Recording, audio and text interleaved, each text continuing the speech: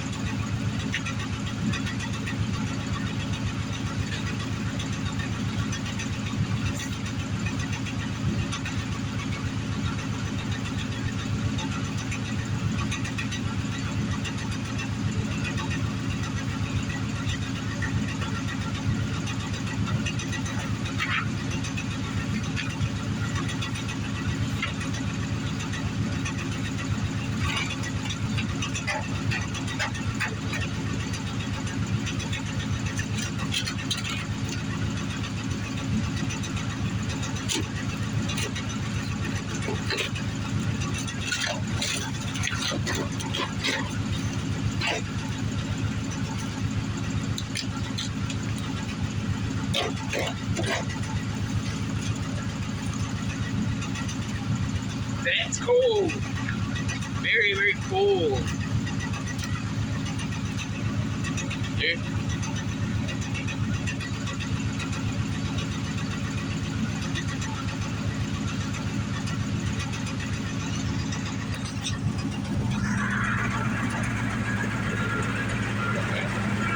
Nothing but solid ice. We had freezing rain for the past couple of days.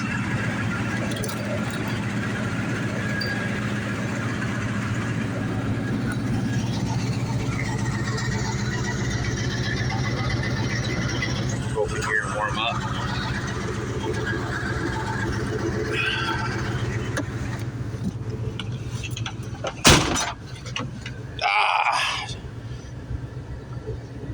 Hands are cold.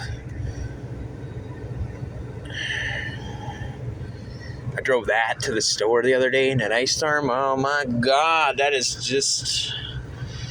fucker needs to be retired, that truck. Might pull the 6.0 out of it, put it in another one.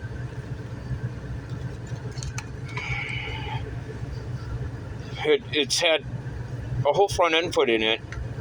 I had new ball joints installed. I did them. Then the following year,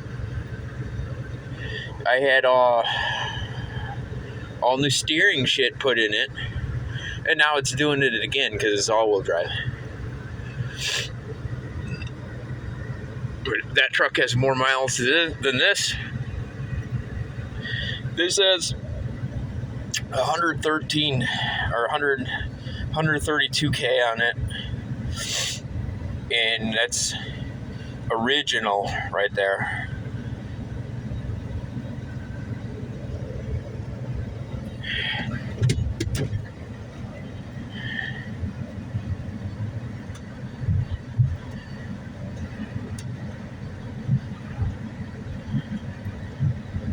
Fucking brakes are giving me shit.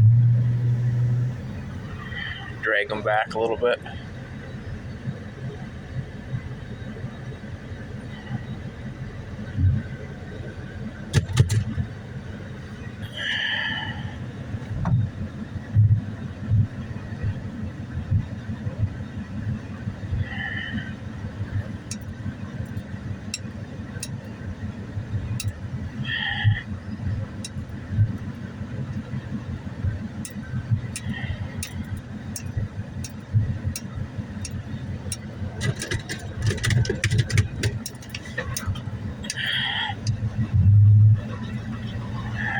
Wipe them off.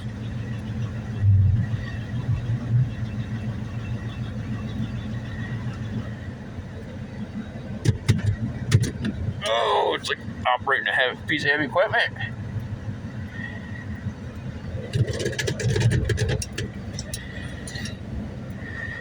Especially with your hands cold. Gotta wait for the roof to unthaw, wipe that off. I don't like ice sitting on this thing because ice literally starts making metal bubble and rust. So I don't like that kind of stuff. I thought I almost broke the button in here. I couldn't get the pusher on the door handle. I couldn't get it to even move last night. And I pushed it really hard and it stuck. I'm like, uh-oh. And then if you did that, you got that odds because the button's plastic and there's a little, how do I want to say it? It's like a pencil-sized piece in it that holds it together, and you can break it because that happened to my rear door because the rear door handle's the same as the side door handles. It's the same thing. You just swap it. It's just a different mechanism in the inside of it on the rear door. I literally got to replace the opening door on the rear of my truck. So everything that I have back there stuck back there right now unless I over it the fucking seat on it.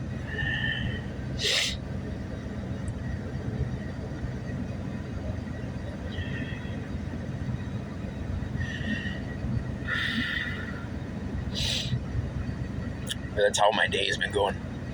Oh, the past 2 days. If I can even get the hood open to slam it.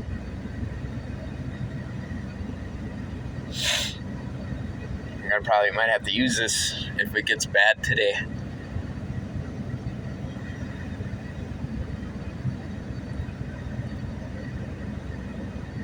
This thing's true 4-wheel drive. That right there is terrible. Terrible. That Denali's terrible to drive, especially in winter. It needs to become another truck like this. One of the next projects. And that's probably what I'm going to do with it. I'm doing it again. Wife says I have a problem doing that. Probably take that, put a 14 bolt in the rear. This 14 bolt out of this, because I want to redo that dually one and widen it out. I don't really know. Actually, no, I might get a 14 bolt for that era in it, in a solid axle conversion kit, probably from Skies Off-Road. And this 60 will probably go in that.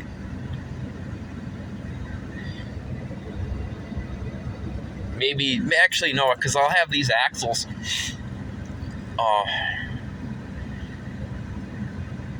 It all varies, you know what I mean? This might get 2.5 ton Rockwells or 5 tons under it.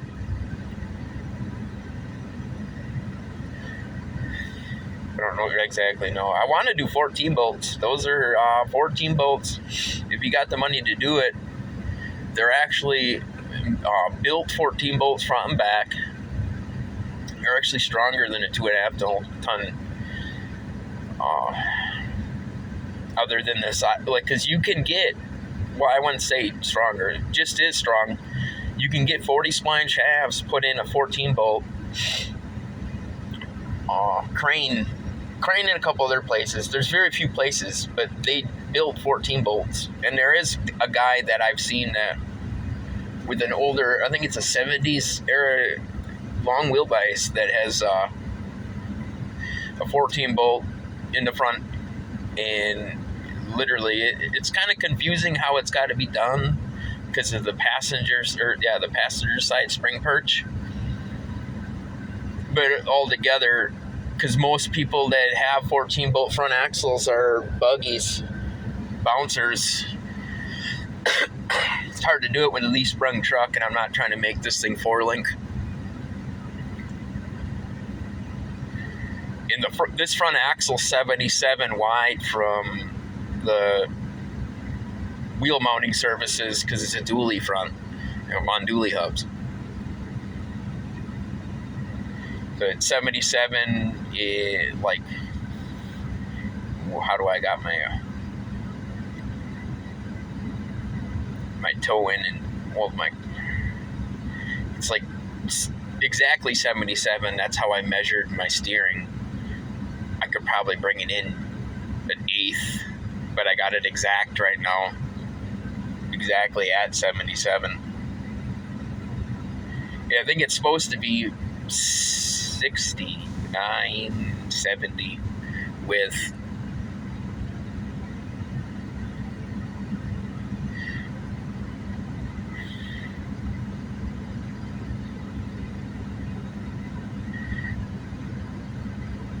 it's a 40 spline 14 bolt front. Oh my God, we don't have no problem about, bopping 47s.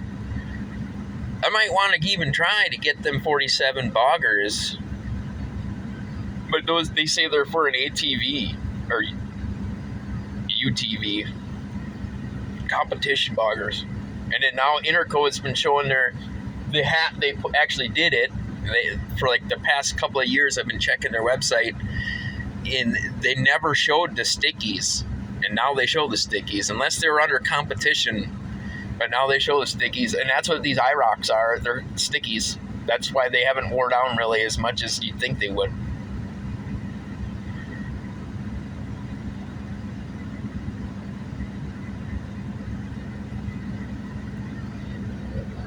They need to add more rim selections. I don't understand why everything's got to be a 17. I like a smaller rim, and I don't like small where it's 15. Everything can't be like, that's the problem that I have when selecting tires, and that's why I've been held back.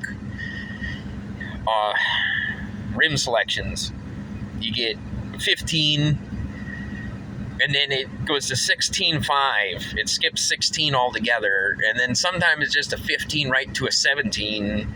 Why? You know what I mean? Just keep the rims all sized up. I don't understand why they got to go with a big ass rim, but it's mainly sole purpose is because, you know, the rich fanboys, they like big ass rims and thin ass tires. You can't, a thin tire, you can't literally drop the, can I flip? No, I can't flip. I'm recording or not. A thin tire, you can't drop the pressure down like you'd think you would because of your rim size. You can't low pressure. It's going to be pumped up, because if you pop the big rim off of something, you're just going to bust your rim or bend it. I've already broke this wheel, and I had that one TIG welded on it.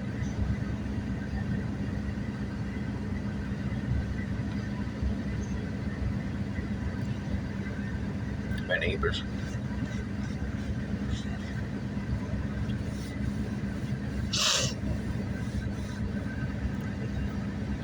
That light doesn't go off. It might. I might be able to.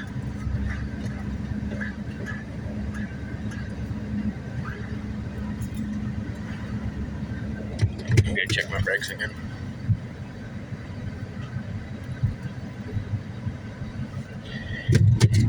I think what I'm feeling is why I need a panhard bar. That's what needs the brakes at all.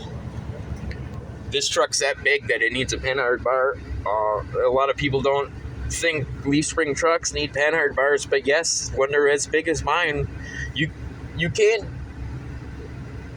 justify how big this truck is because it's got 39-inch tires on it. A lot of people say things to me. It's like it really is bigger than what meets the eyes here. Camera doesn't do any justification. If I put 44s on this thing goes up past my head. It's at right now. My hood right there is at the top of my head. Every bit of 14 inches of lift, and the rear is just a little bit lower, but I got over 300 pounds of weight in the ass of it. There's no overloads on it as well. Plus there's a zero rate on it. So it's like 12 on the back. And I do plan on upgrading these rear leaf springs from the modified versions that I got, because I plan on using them on something else.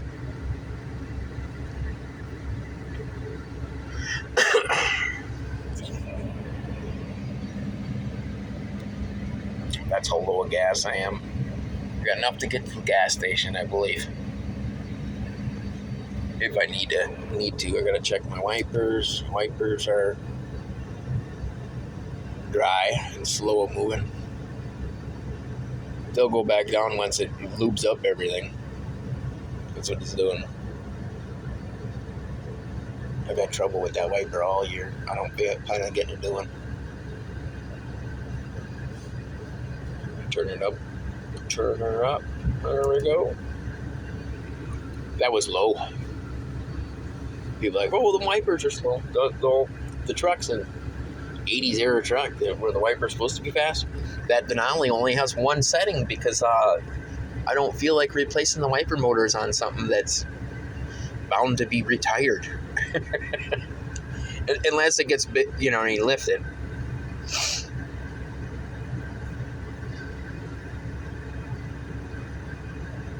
That 6.0 would be good here for this. But then again, it has 250K on it, and this engine only has about 500 or less on it. So you get the dog shit running because the fuel. The reason why, if you've seen the video, the reason why it started the way it did is because The issue I'm having is this. I built this engine to be ran fast burn, and these plugs, I'll show you. I'm supposed to be running a hotter plug. Oh, actually, I can't even get to them right now. I'm supposed to be running a hotter plug, and I got lower burning plugs in it to run lower grade fuel, which makes it run like fucking dog shit, because it's literally supposed to be running 93 octane.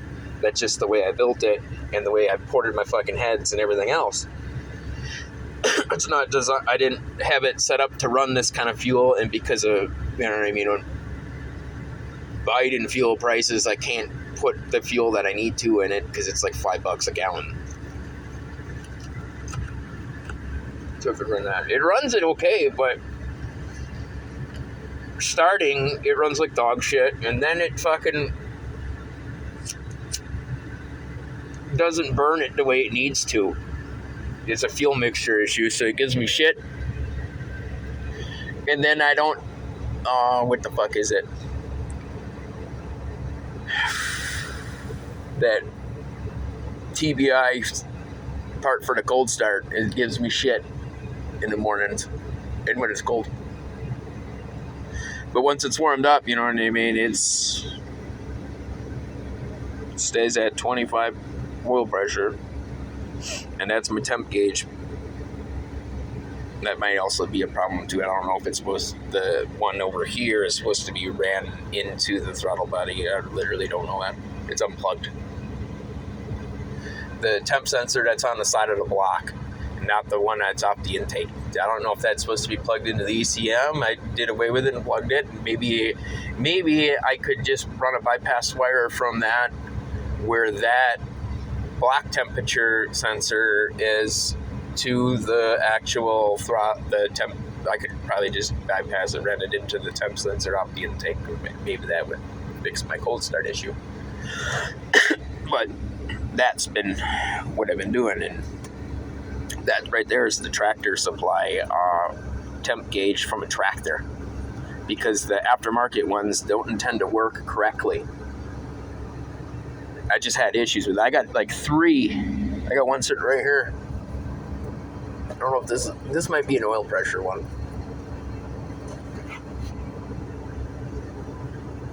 Right there. No, that's temp. And this fucker took a shit on me. See how it's got the wire in it? That right there is solid copper or brass or whatever it is in it for that. I think the only issue you have with it is from when it comes out the block, it'll get corroded up, and you got to reach down in there, and you see that metal overlay on it. You grab it and you drag it down, because it'll build corrosion up right at the block. Or you pour a little bit of Coca-Cola on it, dissolve the corrosion on it, and you should be good to go. Sometimes I got to tap on it in the morning to make sure my temperature is up. That's something I don't tell people usually, because it's really not important. But if you have that issue, now you know.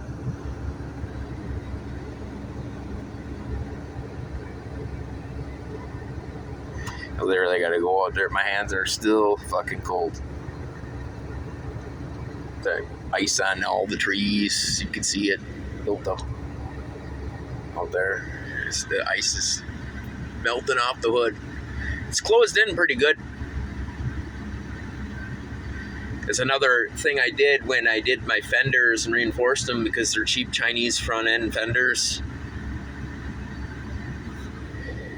They're not as thick. They're not as square body fenders aren't as tough as you think they'd be.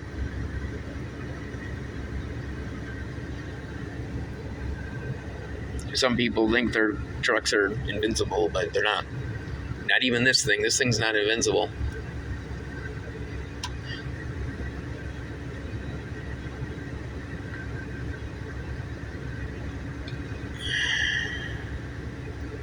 That fucking dash pad needs to go.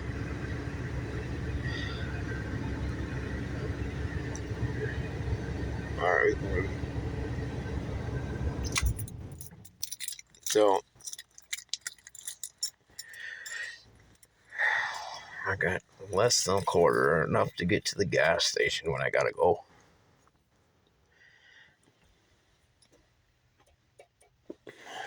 You go out there and broom all that ice off, because it looks like it's unthawed off the hood.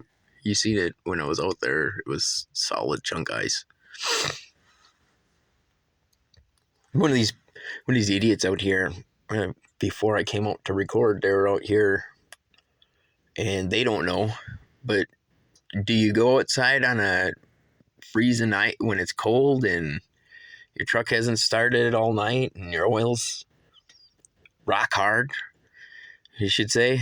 Oil gets cold and it turns it, if it ain't warmed up, you know what I mean? If you're not from a state where you could, well, how do I want to put, if you're from a state that gets ice cold, you don't go out there and just rev the fucking piss out of your V8. Just because the simple fact is, if your oil is, you know what I mean, cold, you don't go revving the hell out of your engine. Let's just put it that way. And that's what they were doing. It's like, yeah, that's a good way to blow it up. It's a way to fuck the oil pump up, blow the oil pump off the...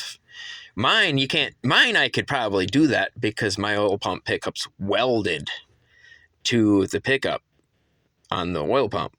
Most aren't. They're just shoved up in there. And I believe it's this gray OBS truck that was sitting here, unless it was the Dodge Durango that sounds similar to my truck.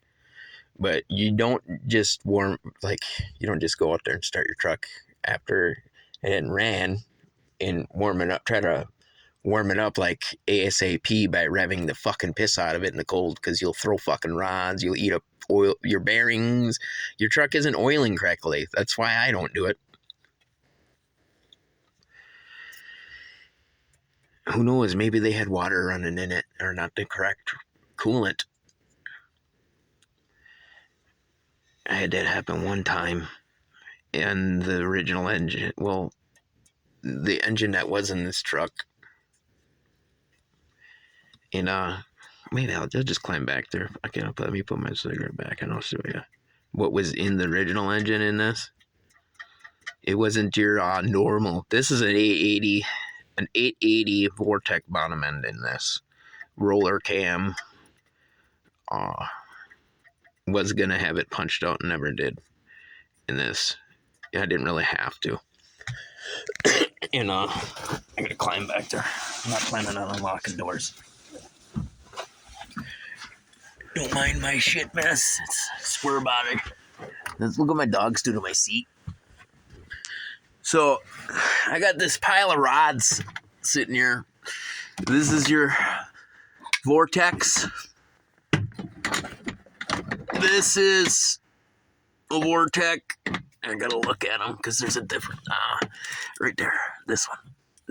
So Vortec, you see that? You see this? I mean, I'll grab this one that's right at the top. This is what was in it. In,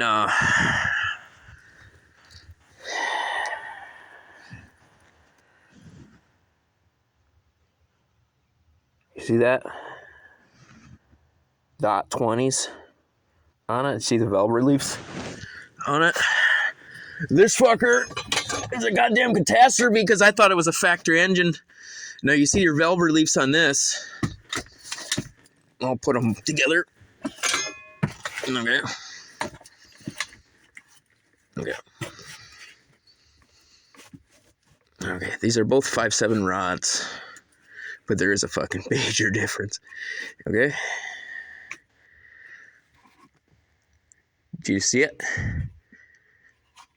Okay, you see the difference in thickness? These are heavier rods. These are better pistons. These are factory pistons. You get better rings on it. And what happened is I didn't know. I thought it was a factory engine in this. And I didn't keep coolant in it in winter. One of the winters a couple years ago. And because it normally doesn't freeze like this. And it's like, I've been here 11 years in Arkansas, and it normally doesn't, it wasn't freezing. So, and that was the year I had my daughter, so it was about 7 years ago. And I did a water pump on that engine, which that water pump's on this. Now, it got to like around this time of year, and we got like one day that was like below zero, like beyond below zero, one day. No snow the way it is like this. And it froze. I probably didn't have the correct coolant in it. I had probably more water in it. It froze my block, blew it apart everywhere. I got pictures up on my Facebook of it. And it didn't know. So it ran like a champ, you know. It just was dripping coolant everywhere. It still ran unbelievably, you know what I mean? 4-bolt main, the crank out of that is in this. Then you find out what was done to it. It's like, fuck, I wish I knew, you know what I mean? What somebody did is they put like, you know what I mean, $5,000 into an engine, and I killed it with not keeping coolant in it.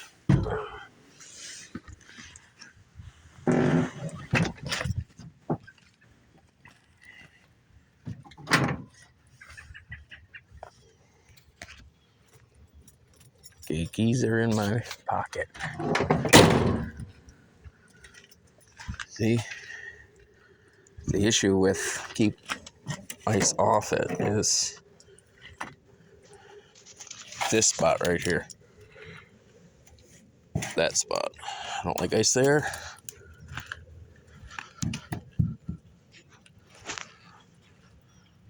Not concerned about any of that.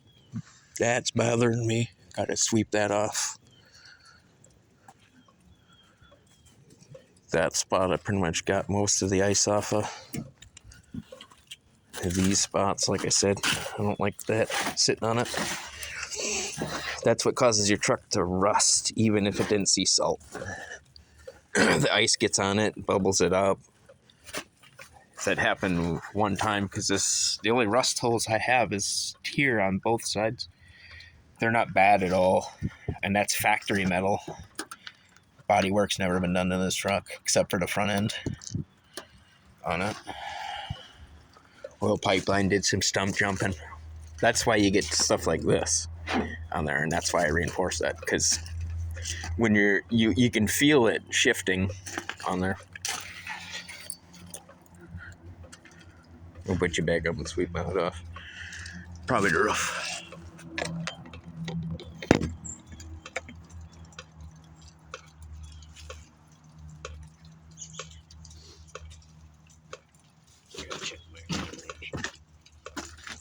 Slipping and busting my ass.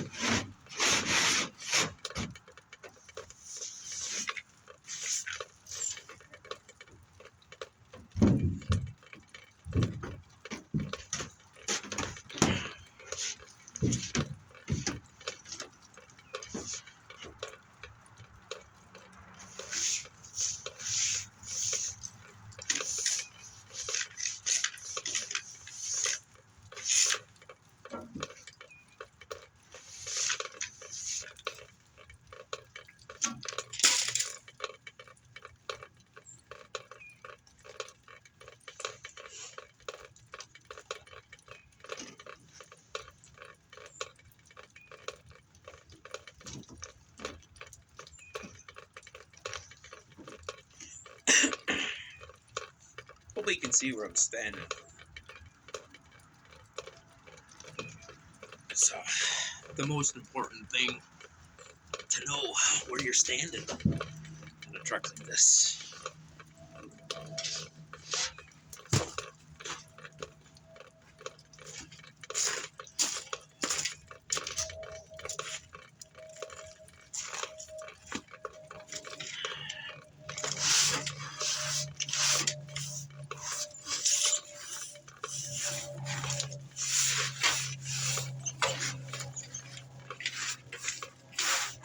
Right by the mud.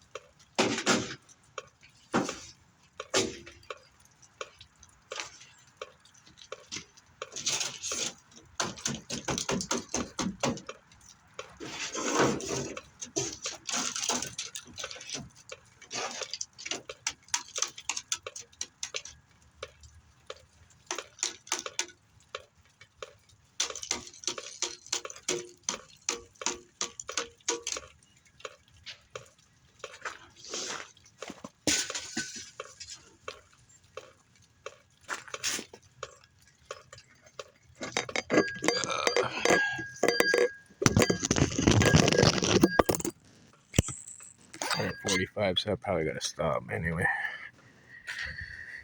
I don't know if the winch is usable right now. Might have to tap all that off.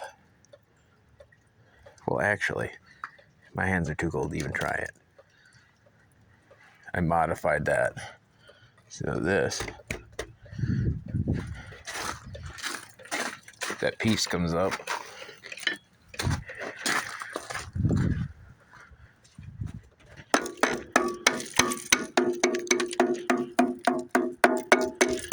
Don't want that on there, right?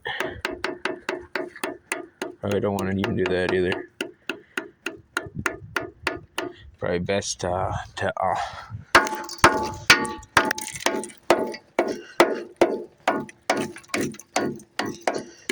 probably best to just blow dry that motor.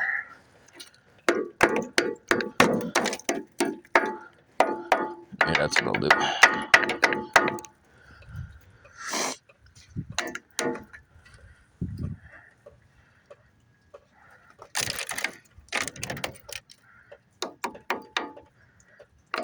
Can I even lift that up right now? Oh yeah. Alrighty. Hope you guys enjoyed it, because my hands are cold. Have a good one.